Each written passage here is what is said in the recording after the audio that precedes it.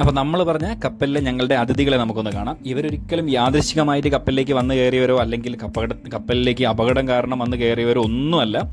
ഇവർ ഞങ്ങളെപ്പം പസഫിക് ഓഷൻ്റെ ഈ ഒരു ഭാഗത്തൂടെ പോവുകയാണെങ്കിലും ഞങ്ങളുടെ കപ്പലിൽ കുറച്ച് നേരം റെസ്റ്റ് എടുക്കാൻ വരുന്ന, കുറച്ച് നേരം വിശ്രമിക്കാൻ വേണ്ടി വരുന്ന ഒരു അത്താണിയായിട്ട് കപ്പലിനെ യൂസ് ചെയ്യുന്ന ഒരു തരം കിളികളാണ്.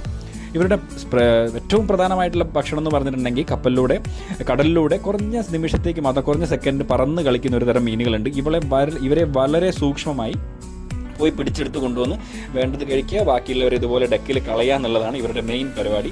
അത് കൂടാതെ ഇവരിപ്പോൾ മീൻ പിടിച്ചു കൊണ്ടുവച്ചത് കൂടാതെ ഈ നിലത്തൂടെ കാണുന്ന ഈ ഒരു വെള്ള നിറത്തിൽ ഇങ്ങനെ സ്പാറ്റേഴ്സ് ചെയ്തിരിക്കുന്നത് നമ്മുടെ നാട്ടിൽ ഈവനിങ് ആയിട്ടുണ്ടെങ്കിൽ മരങ്ങളുടെയും ചുവട്ടിൽ കാണുന്ന സെയിം കാഴ്ചയാണ്. അപ്പോൾ ഇത് ക്ലീൻ ആക്കി എടുക്കുക എന്നുള്ളത് തന്നെ ഞങ്ങൾക്ക് ഒരുപാട് ദിവസത്തെ ഒരു ഹാർഡ് വർക്കാണ്. എന്നിരുന്നാലും ഇത്തരം കിളികൾ കപ്പൽ വന്നിരിക്കുമ്പം അവർ നമ്മളുടെ കപ്പലിന് ചുറ്റും ഇങ്ങനെ പറന്ന് കളിക്കുമ്പോൾ മനസ്സിനൊരു പ്രത്യേക തരം സന്തോഷമാണ്. അപ്പം നമുക്ക് ഈ കിളികളുടെ കാര്യത്തിലേക്ക് കടക്കാം.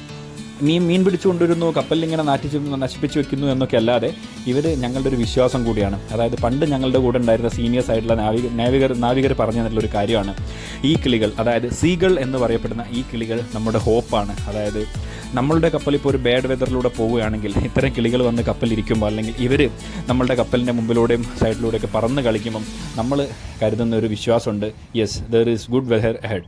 അതായത് നമ്മളുടെ മുമ്പിൽ മുന്നോട്ട് നമ്മൾ പോകുന്ന പാതയിൽ നമുക്ക് നല്ല വെതർ ആണ് മുന്നോട്ടുള്ളത് എന്നുള്ളൊരു വിശ്വാസം ഇവർ നമുക്ക് തരുന്നുണ്ടായിരുന്നു. അത്യാവശ്യം നല്ല ഭംഗിയും നല്ല സൈസായിട്ടുള്ള ഒരു തരം കിളികളാണ് ഈ ഒരു സീഗൾസ് എന്ന് പറയുന്ന കിളികൾ.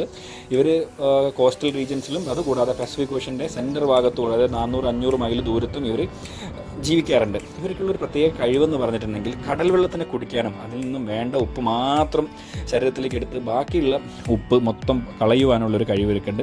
ഒരു പ്രത്യേകതരം കരച്ചിലുണ്ട്, അവരതാണ് ഇവരുടെ മെയിൻ ആയുധം. അപ്പം ഇതൊക്കെയാണ് ഈ ഒരു കൊച്ചു കിളികളുടെ പറ്റിയുള്ള വിശേഷങ്ങൾ.